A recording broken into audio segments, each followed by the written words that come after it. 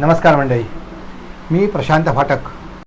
आज कार्तिक शुक्ल पौर्णिमायुक्त कार्तिक कृष्ण प्रतिपदा शके 1945 सादर करत आहोत ठाणे वार्ता। पाहुयात काही ठळक घडामोडी। ठाण्यामध्ये काल संध्याकाळी पावसाची हजेरी। वाढवण बंदराला मार्क्सवादी कम्युनिस्ट पक्षाचाही विरोधच आणि शहीद उद्यानात देशासाठी शहीद झालेल्या वीर जवानांना मानवंदना। या आणि इतर घडामोडी विस्तृतपणे पण काही क्षणातच आमच्या फेसबुक, यूट्यूब आणि संकेतस्थळाला सबस्क्राइब करायला विसरू नका। मैं घर घर जाके काम करती हूँ। मेरे हस्बैंड ऐसी बेलदारी मजदूरी करते हैं। पहले मैं टीके लगवाती थी, फिर ऐसा हुआ कि हम लोग काम करते थे, हमारा काम डाउन होने लगा। फिर हम गांव चले गए, फिर गांव से आए तो हम दोनों काम में बिजी हो गए। एनम दीदी हमारे एक दिन घर आई, उन्होंने कहा कि मुझे कार्ड दिखाओ। फिर उन्होंने देखा, उसमें कुछ टीके छूटे पड़े। आस पड़ोस में जितने भी बच्चे हैं उनके घर पर गए, उनके मम्मी पापा से बोले जो जो बच्चे छूट गए हों वो बच्चे अपना टीका लगवा लें। अब हम लोग सारी लेडीज मिलकर बच्चों का टीका लगवा के आए। हम तो भूल गए थे कि हमारे बच्चे का टीका नहीं लगा, लेकिन सरकार नहीं भूली, हमारे दरवाजे पर आए और टीका लगाए। मिशन इंद्रधनुष।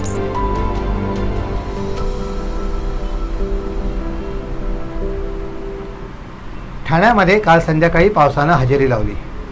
काल संध्याकाळी लावलेल्या हजेरीमुळे अनेकांच्या मनसुब्यावर पाणी फिरलं। काल त्रिपुरारी पौर्णिमा होती, त्यामुळे उत्साहाचं वातावरण होतं। पण संध्याकाळी आलेल्या पावसामुळे अनेकांना त्याचा फटका बसला। कार्तिक पौर्णिमेच्या कार्यक्रमादरम्यान पाऊस आल्यामुळे या पावसाचा परिणाम जाणवला। संध्याकाळच्या सुमारास जोरदार वारा आणि विजेच्या कडकडासह हा पाऊस झाला।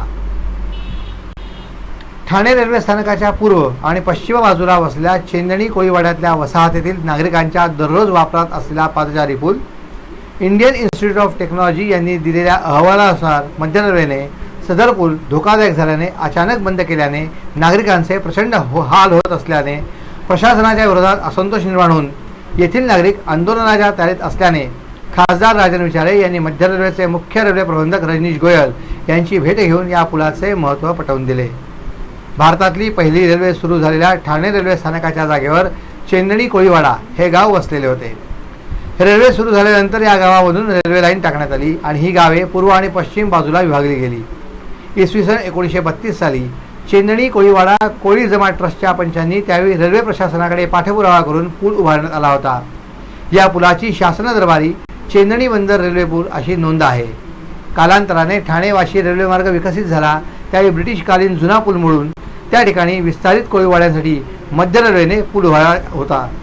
या पुलाला आज 15 वर्ष झाली आहेत। याच पुलावरनं दररोज बाजारात जाणाऱ्या महिला, शाळा महाविद्यालयाचे विद्यार्थी, ज्येष्ठ नागरिक या पुलाचा वापर करत असतात। तसेच कोळीवाड्यातले पारंपरिक उत्सव आणि उत्सवाच्या पालख्या तसेच गावातल्या काही अंत्ययात्रा याच पादचारी पुलावरून होत असतात। त्यामुळे या पुलाचे महत्त्व अधिक असल्याने हा पूल सुरू करावा अशी मागणी खासदार राजन विचारे यांनी मुख्य रेल्वे प्रबंधक रजनीश गोयल यांच्याकडे केली आहे। ठाणे महापालिकेच्या माध्यमातून रेल्वेमार्फत कल्याण आणि मुंबई दिशेला नवीन पुलाचे काम सुरू आहे। लवकरच निधी उपलब्ध होईल अशी आशा व्यक्त करून पुलाचे बांधकाम तत्काळ पूर्ण करावे, तसेच रेल्वे प्रबंधकांनी नागरिकांची गैरसोय दूर करावी असे खासदार राजन विचारे यांनी सांगितले। त्यावर रेल्वे प्रबंधक रजनीश गोयल यांनी ही विनंती मान्य करून धोकादायक ठरलेल्या पुलाच्या फरशा काढण्यात आलेल्या आहेत। त्याची डागडुजी करून 7 दिवसानंतर हा पूल 1 ते 1.5 महिन्याकरता खुला करून त्यानंतर तो तोडण्यात येईल। तोपर्यंत महापालिकेकडून निधी उपलब्ध झाल्यास लवकरात लवकर नवीन पुलाचेही बांधकाम पूर्ण करू असे सांगण्यात आले। तसेच नागरिकांची होणारी गैरसोय लक्षात घेऊन रेल्वे स्थानकातल्या पादचारी पुलावर जाण्याची मुभा देण्याच्या सूचना रेल्वे प्रबंधक रजनीश गोयल यांनी आपल्या स्तरावरनं अधिकाऱ्यांना दिल्या आहेत। पालघर जिल्ह्यातल्या डहाणू येथील वाढवण बंदराला स्थानिकांचा विरोध असल्याने आमचाही विरोधच असल्याचे मार्क्सवादी कम्युनिस्ट पक्षाचे डहाणू विधानसभा आमदार कॉम्रेड विनोदी कोले यांनी नुकतेच मत व्यक्त केले आहे। पालघरचे पालकमंत्री रवींद्र चव्हाण यांनी बोलवलेल्या बैठकीनंतर त्यांनी आपले मत व्यक्त केले आहे। यावेळी आमदार निकोले म्हणाले की वाढवण बंदराला विरोध का, याचे एकूण 8 मुद्दे आहेत। प्रस्तावित बंदर क्षेत्र हे पर्यावरणाच्या दृष्टीने सुरक्षित आहे। या बंदरामुळे विस्कळीत होणार आहे नागरी जीवन। येथील लोकसंख्येची घनता देखील जास्त आहे, ज्यावर सामाजिक प्रदूषणाचा अंमल होऊन हे बंदर त्रासदायक ठरणार आहे। बंदरासाठी लागणारी नैसर्गिक खोली जी 20 मीटर सांगितली जाते ती गुजरातमधल्या जयगोड तसेच नारगोळमध्ये देखील उपलब्ध आहे। नारगोळ हे ठिकाण वाढवण बंदरापासून अवघ्या 20 ते 25 किलोमीटर असून तेथे बंदर घोषित झालेले असताना तिन्ही मुद्द्यांच्या तुलनेत जो भाग सुजलाम सुफलाम आहे, झाई ते मुंबईपर्यंत ज्या मच्छीमारांच्या हजारो बोटी मासेमारी करतात, कारण हा भाग माशांसाठी गोल्डन बेल्ट आहे, तेथे 5,000 एकरांचा भराव टाकल्याने मत्स्यबीजचे केंद्र नष्ट होणार आहे. तसेच खाडी आणि किनाऱ्यावर जी हजारो लोक मासेमारी करतात ती नष्ट होणार आहे. थर्मल पॉवरमधून निघणाऱ्या फ्लाइंग ॲशमुळे चिक्कू, नारळ अशा फळबागांवर आधीच विपरीत परिणाम झाला आहे. आणि या बंदरामुळे येथे दिवसाला 35,000 ट्रक्स आणि उभ्या असणाऱ्या बोटी, यातून निर्माण होणारा धूर, यातून जे प्रदूषण होणार आहे ते येथील फळबागा, शेती तसेच मानवी आरोग्य यांना संपुष्टात आणणार आहे. 5,000 एकरांवर जो भराव असणार आहे त्यासाठी जरी दमणच्या समुद्रातनं माती आणणार असले तरी देखील मोठ्या प्रमाणावर डोंगर आणि जंगल उद्ध्वस्त होणार आहे. एका बाजूला अणुशक्ती केंद्र, त्याद्वारे होणारे प्रदूषण, त्याच्या बाजूला असलेल्या MIDCमधून होणारे प्रदूषण, थर्मल पॉवरमधून होणारे प्रदूषण, आणि या सर्वांच्या मध्ये हा विनाशकारी प्रकल्प म्हणजे स्थानिकांनी स्वतः उद्ध्वस्त होऊन देशाचा विकास कसा साधायचा या प्रश्नाचे उत्तर मात्र सरकार देत नाही. त्यामुळे स्थानिकांबरोबर आमचा देखील वाढवण बंदराला विरोध आहे, असे मार्क्सवादी कम्युनिस्ट पक्षाचे विधानसभा आमदार विनोद निकोले यांनी सांगितले. जिल्हा परिषद अंतर्गत विकसित भारत संकल्प यात्रेचा शुभारंभ अधिकारी, कर्मचारी आणि नागरिकांच्या उत्स्फूर्त प्रतिसादात संपन्न झाला. भिवंडी तालुक्यातल्या आसनोली ग्रामपंचायत क्षेत्रातल्या कृषी उत्पन्न बाजार समिती सभागृहात विकसित भारत संकल्प यात्रेच्या शुभारंभ प्रसंगी स्थानिक लोकप्रतिनिधी, शासकीय विभागांचे अधिकारी, शासकीय लाभार्थी आणि नागरिक मोठ्या संख्येने उपस्थित होते. आजच्या या शुभारंभ कार्यक्रमाच्या निमित्ताने मनोगत व्यक्त करताना या विकसित संकल्प यात्रेच्या उपक्रमात मोठ्या संख्येने सर्वांनी उपस्थित व्हावे असे आवाहन उपजिल्हाधिकारी गोपीनाथ ठोंबरे यांनी केले.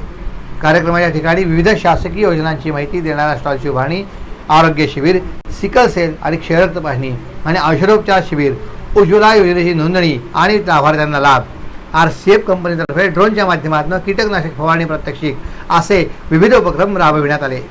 केंद्र आणि राज्य शासनाच्या विविध योजनांचे लाभ लक्षित लाभार्थ्यांपर्यंत पोहोचण्याच्या उद्देशाने विकसित भारत संकल्प यात्रा 24 जानेवारी 2024 पर्यंत सुरू राहणार आहे.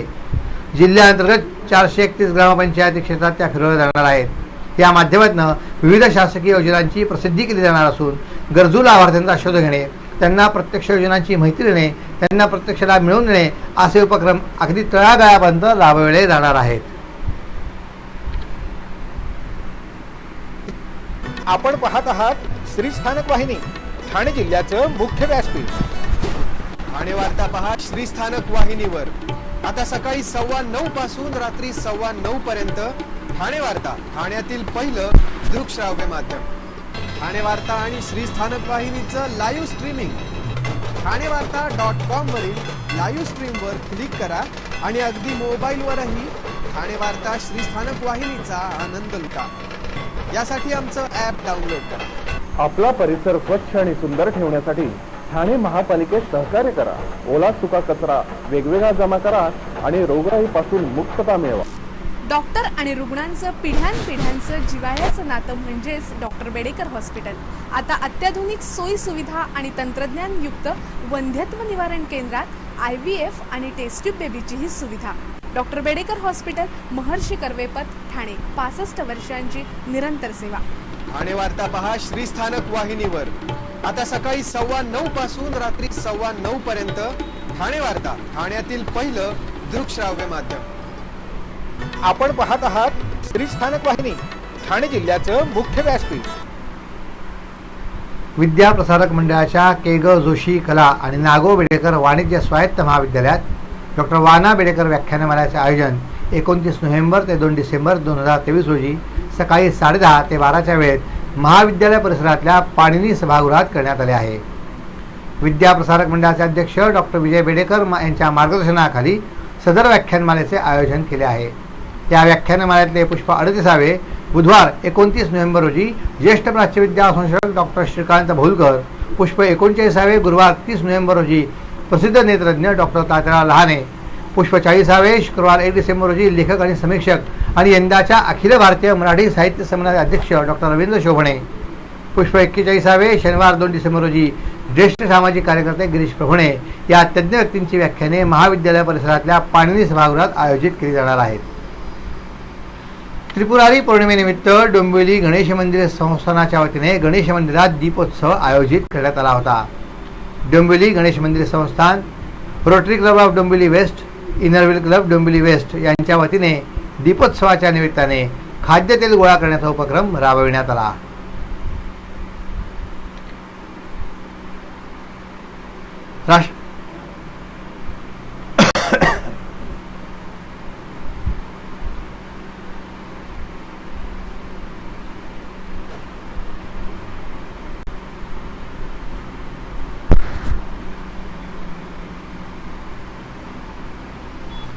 राष्ट्रवादी काँग्रेसचे राष्ट्रीय अध्यक्ष शरद पवार यांचे ठाणे शहरात ढोल ताशे फुलांची उधळण करत जोरदार स्वागत करण्यात आले. यावेळेस त्यांच्यासोबत राष्ट्रवादी काँग्रेसचे राष्ट्रीय सरचिटणीस डॉक्टर जितेंद्र आव्हाड हेही सोबत होते. शरद पवार हे कल्याण नवी मुंबईच्या दौऱ्यावर आले होते.